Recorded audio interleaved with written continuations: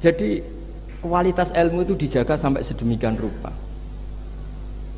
Nah makanya saya baca An-Naur Robe itu luar biasa ketika Mbah Hashim memberi warning, ilmu itu dijaga kualitasnya per item per huruf, karena kualitasnya ilmu ya di situ itu.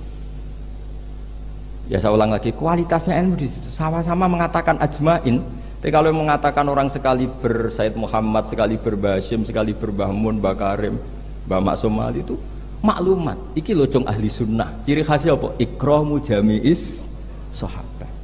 Ketika Mbah Hashim menyebut wa ala alihi at-thayyibin, beliau jelas di konon ahli sunnah wal jamaah wa nukrimu ahlal bait. Jadi ya bikin muqaddimah sekaligus maklumat.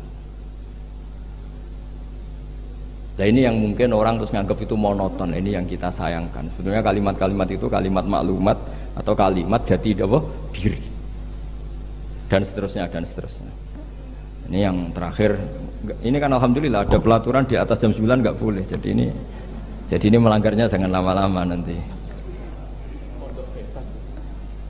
Bebas melanggar. Saya mohon sekali kualitas ilmu itu dijaga. Nah, terus tentang penulisan Gus Isom, saya alhamdulillah pernah ketemu beliau ketika saya dulu makili Pondok Anwar di Pondok Lirboyo. Pas itu Gus Isom sudah senior di Lirboyo. Jadi saya pernah ketemu Gus Isom Hadik di Lirboyo. Jadi tahu betul lah beliau orang alim dan ceria dan sangat suka mendokumen. Termasuk dokumen itu pernah naskah itu ditemukan di Rembang. Karena dulu teman-temannya Mbah Hashim itu banyak yang di Rembang. Mungkin Gus Hakim suatu saat juga harus melihat naskah beliau yang ada di buyut saya. Saya punya buyut kandung namanya Kiai Fauzan. Dulu teman dekatnya Mbah Hashim. Itu ada tulisan-tulisan tangannya siapa? Mbah Hashim. Jadi buyut saya di Lasem itu namanya Mbah Idrus. Idrus itu bin Umar. Ini yang Umar bin Arabi sama dengan nasabnya Ki Hamid Pasuruan. Mbah Umar ini punya istri namanya Maimunah. Ini binti Abdul Aziz. Karena Mbah Maimunah itu saudaranya Mbah Baidowi. Nah, buyut saya kandung itu Mbah Maimunah itu punya anak namanya Idrus, itu punya istri namanya Sofia. Nah, Sofia ini yang orang Kudus. Sofia punya adik Badiah yang melahirkan Mbah Sahal itu. Nah ini beliau-beliau terus punya adik, diantaranya Nyai Fadilah, yang diantara cucunya ada Pak Said Akil. Tapi singkat cerita, di situ itu Gus Hakim itu ada tulisan tangannya Mbah Hashim ketika memberi ijazah baca Sahih Muslim, Sahih Bukhari, dan tulisannya Mbah Hashim.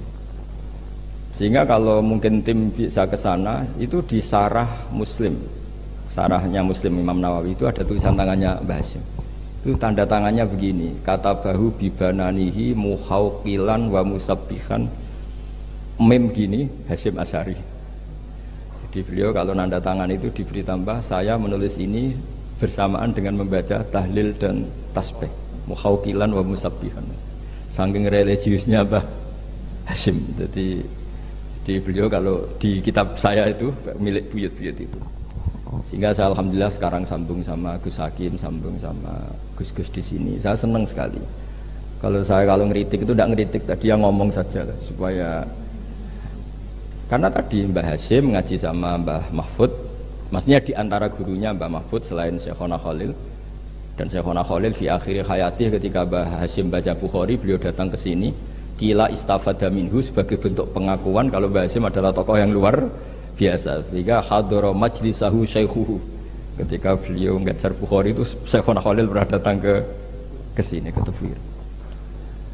Nah, saya berharap kualitas ilmu itu seperti itu. Baca sholawat itu adalah bentuk penghormatan kita kepada Rasulullah SAW, bahwa beliau mendapat sholawat terbaik dari Tuhan yang Maha Esa.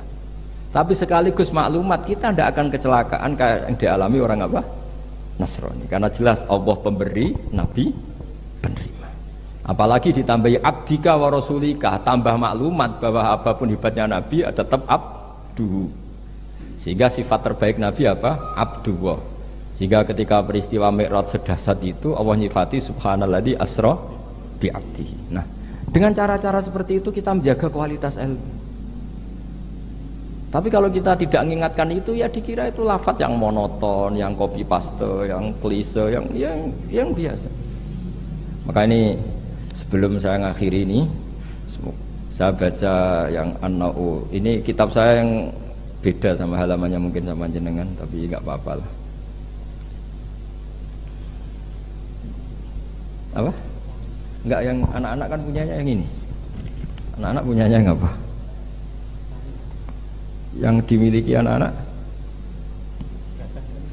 Oh, ya kalau yang di cetakan Irsadusari itu halaman 46, tapi kalau yang di cetakan ini pokoknya ikutnya An-Na'ur Rabi'. Tidak, supaya ngerti betapa Mbah Hasyim ingin santri-santrinya itu detail. An-Na'ur Rabi'.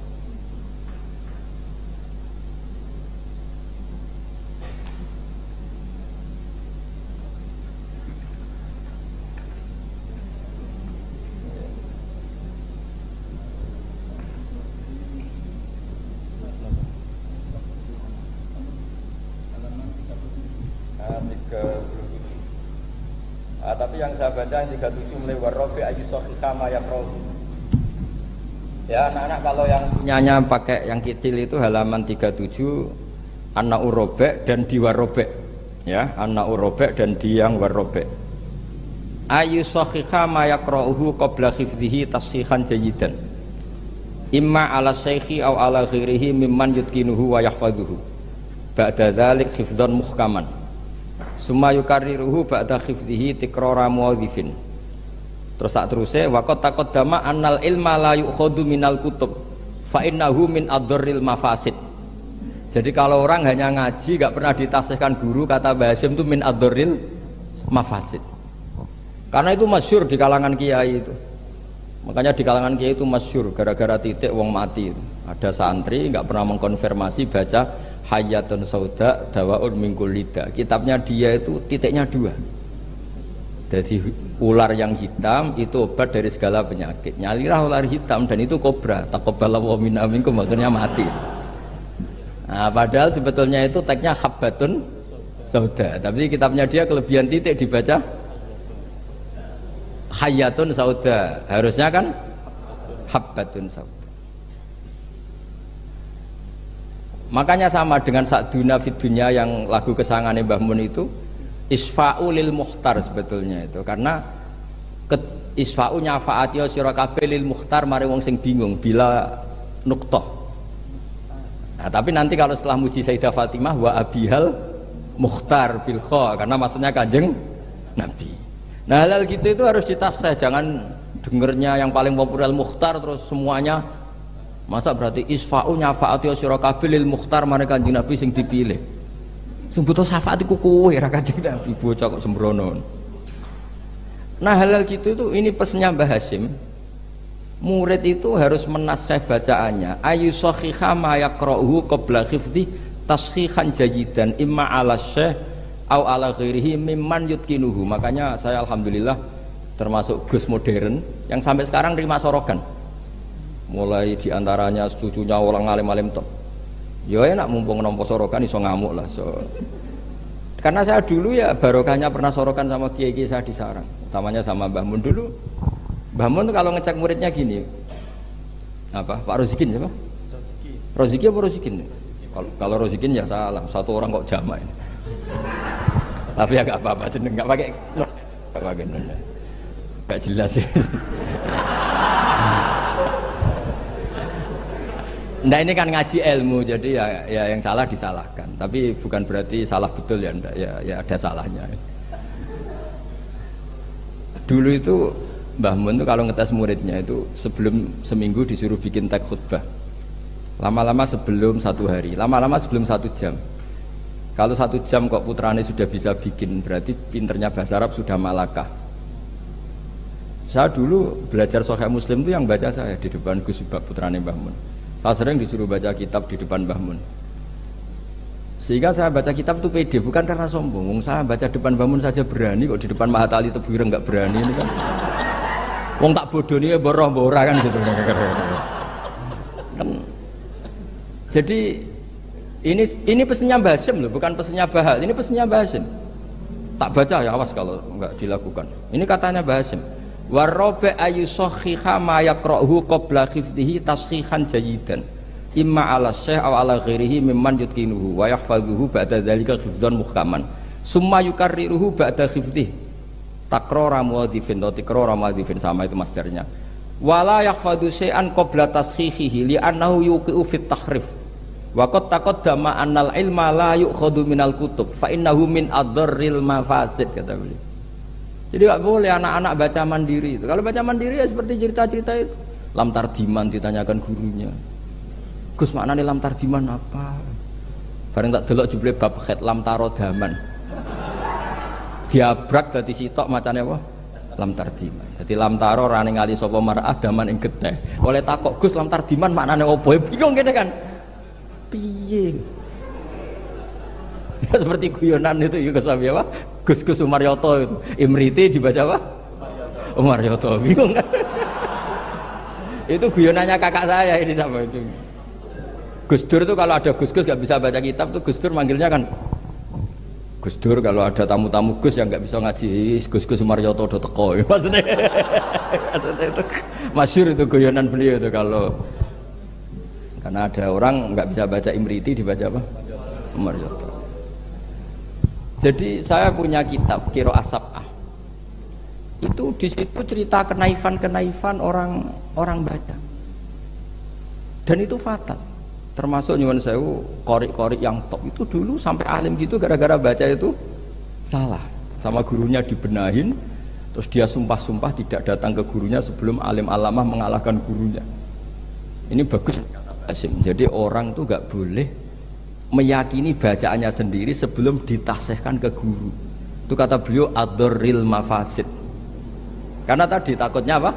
Habbatun sauda dawaun min kulli da. Dibaca hayatun sauda dawaun min kulli da. Dan itu banyak cerita-cerita gitu tuh banyak. Makanya kalau guyonan kiai Jawa itu wal jarodi lan lawang. Muridnya protes, "Mbah kula gak ada makna iku walang." Lah ya walang sing nemplek lawang mergo wis kadung isin. Terus kadung isin. Watini lan alu. Ini yang cerita Mbah Mun bukan saya. Mbah, guru kula kok maknane elo, Mbah. Lah iya wit elo kena go alu. Asline wis isin. Wal ardi lan bom. Gurine bingung wal ardi kok bom. Bareng didelok jebule bumi dia. Ribet kan? Jadi harus ditasihkan. Yang saya pernah ngalami sendiri bukan jari itu, saya dulu ketika di madrasahnya Mbah Mun itu sekolah. Itu bab nyarai baca sarahnya Arba'in. Faman mengkote sapane wong saraka nyolong sapa man albedota ing anduk.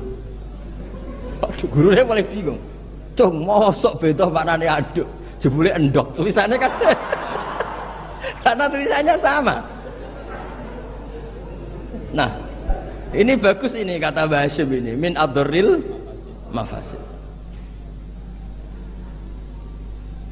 Nah, termasuk asal usul di karangnya nahwu juga karena itu. Ada orang Arabi kila datang ke Sayyidina Umar, wakila datang ke Sayyidina Ali. Si jelas Arabi tadi bilang gini, "Ya Umar, ya Amirul Mukminin, kalau Allah saja agak ngurusi Rasulnya apalagi saya." Terus limada kenapa? Terus dia baca innallaha bari'um minal musyrikina wa rasuli. Dia baca dengan apa? Jer.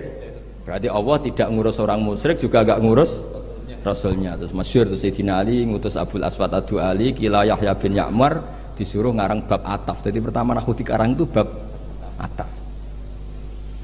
Nah, ternyata Abul Aswad Ad-Du'ali juga punya trauma. Sebenarnya kan bacanya wa rasuluh menjadi isti'naf.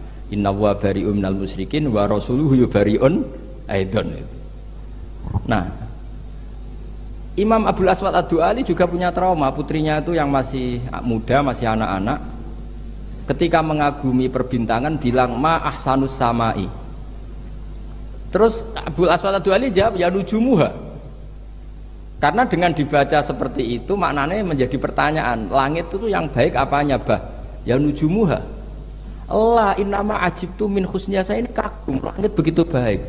Mestinya bacanya ma ahsanas sama, duhai begitu indah, tapi dia bacanya ma ahsanus samai.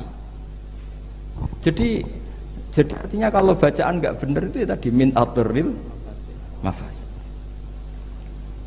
Jadi ini pesennya Mbah Hasyim. Jadi kata beliau apa ini waqat taqaddama annal ilma la yukhadhu minal kutub fa innahu min ad-darril mafasid. Makanya nyuwun sewu sampai ada aliran wahdatil wujud, ada aliran-aliran menyimpang. Kadang takbirnya ya ada di Ihya, di Futuhat Makkiyahnya Ibnul Arabi. Tapi mereka baca tanpa guru sehingga ditakwil dengan khayalnya sendiri. Makanya man ta'alama bila syai'in fa syai'uhu syaitan. Jadi Mahatali sini harus ekstrim. Jangan main-main. Ini fatwanya Mbah Hasyim menyebut min ad-darril mafasid.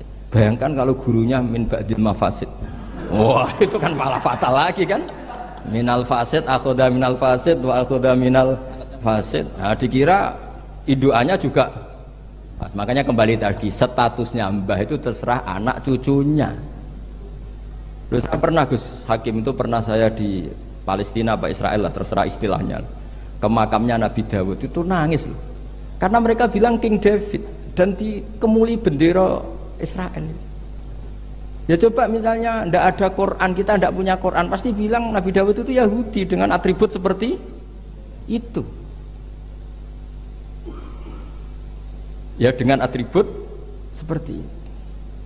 Makanya Nabi Ibrahim itu luar biasa karena bejo di cucu Nabi Muhammad SAW yang dapat Quran yang membebaskan Ibrahim dari tujuan Yahudiyah maupun Nasraniyah. Terus diumumkan maka anak Ibrahim Yahudiyah wala Nasraniyah. Loh kenapa sampai ada ayat itu? Karena Nabi Ibrahim itu dikelola mereka. Berarti disetatuskan oleh mereka dan mereka itu Yahudi. Artinya nasib anak cucu, nasibnya Mbah sudah meninggal terserah anak cucunya. Misalnya nyuwun sewu loh. Mbah saya itu misalnya orang alim. Wong alim biasanya kan rodok keramat lah. Biasanya terus tanah ya. Memang buyut saya tanah ya. Mbah Hasyim juga tanahnya banyak. Mbah Wahab juga tanahnya banyak. Terus anak putune ora iso ngaji, orang nganggep iku barokatul ilmi, dhisik mbahku iku kedonyan. Mulane warisane akeh. Ya ribet loh. Ribet gak kira-kira? Ya dia ndak punya ilmu, mau apa coba? Mbahku dhisik kedonyan, kerja keras, buktine warisane maka yono sapi yono pitik, berarti mbahku penggemar pitik. Ribet. Tapi nak ngaji, mbahku seneng pitik, mergo suarane pitik ku tasbih. Mbahku seneng sapi, sapi ku an'am. Guling-giling nek mati Allah. Lho Mbah Mun nganti sepuh itu masih punya wedhus sing rumah tuh kanca kula, nganti sepuh wedhuse kathah. Mergo mamin nabiyyin illa wa qatra al-ghanam, ndak ada nabi kecuali. Nah, artinya apa? Nak misalnya anak puture ngalim, kan mesti ditampil ngono. Sebelah abah aku seneng wedhus. Jadi gara-gara ralim ini kan mesti macane nganggo ilmune. Wah, Mbah Hasyim mau pinggir pabrik gula. Jadi cara berpikir ekonomis. Golek daerah ya ribet. Lah kok Mbah Hasyim mondok Mekah jare. Mbah Hasyim seneng plesir. Buktine taune Mekah. Ribet. Mbah kerja ning Bin Laden. Wah ribet. Jadi mbah iku nasibe gantung. Nah, ini melani Gus Isom luar biasa. Beliau ya tadi seperti kata tadi nulis terus diurip-urip meneh. Hidung ya jelas ya. Wong ini ngamuk sinten ya ora jelas, pokoke ngomong ngono ae sus. Kowe salah paham karepmu ora karepmu, pokoke niki ikhlas wonten mawon pokoke. Mboten maksud kula niki kula dari anak Gus Hakim dikek hak ngamuk, dadi ya sudahlah. Ngamuk itu butuh majelis. Jadi ya memang seperti itu. Coba nyuwun sewu beberapa orang top itu kan yaminna. Orang tahu semua lah Sarah itu istrinya Nabi Ibrahim. Itu sak dhuwure bunyai zaujatun Nabi. Tapi sing wani nganggo jeneng Sarah itu rata-rata wong non muslim. Akhirnya seakan-akan Sarah itu figur yang non. Wes sekali-kali neng-neng itu anake jeneng Sarah. Ben bunyai Sarah. Sing mulang kitab Sarah. Ikuti kata bunyai. Dan ya lu yo Nabi. Gara-gara yang pakai mereka seakan-akan ya kubu mereka boleh sekali-kali Gus jenenge Daniel, Yusua, Yesa. Jadi status itu karek anak putu. Jadi ini cerita makanya kama tasyarrafa atau kama takarrama bi Muhammadin Adnan. Jadi Sayyid Adnan itu mulya gara-gara dia putu sing jenenge Kanjeng Muhammad sallallahu alaihi wasallam. Sehingga orang nyari-nyari Muhammad kok iso top ngono iku anake sapa sih, bae sapa sih, buyute sapa. Sama orang kayak Mbah Hasyim itu dicari-cari, Mbah Hasyim itu turunan mana sih kok sampai stop gitu. Akhirnya diketahui Hasyim bin Asyari bin Wahid terus bin Anusarwan bin Syabat sampai Mbah Sambu dan sebagainya. Itu versi catatan yang di dokumen Nasem. Jadi kalau versi di dokumen Nasem itu kalau nggak salah itu Mbah Hashim bin Asy'ari ya, bin Wahid bin Anu Syarwan bin Abdul Azim bin Mbah Sambu kalau di dokumen. Tapi saya tidak tahu dokumen yang di sini. Atau sama-sama tidak tahu ya tidak tahu saya pokoknya malah ini kan ribet kan ini kan. Tapi ini cerita ya. Jadi makanya ketika saya diminta saya supaya hafal Quran itu bapak saya itu kalau ngendikan itu sederhana. Hak kowe iku nak iso ya hafal Quran, aku mbahmu hafal Quran. Akhirnya hafal Quran, anakmu luwih di alasan gak hafal Quran. Jadi misalnya saya cucu Mbah Hasyim kok gak ngalim, anak pirang ngalim mesti nak bapak ya ora alim. Gampang. Jadi terus bikin generasi, misalnya saya ada hafal Quran kan anakku gampang, hafal Quran niru bapak. Keren maksudnya gitu. Jadi walhasil nasibnya Mbah ini karya anak. Makanya masyhur banyak ulama yang enggak dikholi bahkan mengharamkan khol karena anak cucunya enggak yang berpendapat disyariatkannya apa? Khol. Nah itu. Jadi menurut saya peristiwa Nabi Ibrahim itu peringatkan ke kita maka anak Ibrahimu Yahudiyah. Masa seorang nabi kok terlintas itu Yahudi kan enggak mungkin. Tapi masalahnya ada namanya Yakub, itu nama lainnya Israel.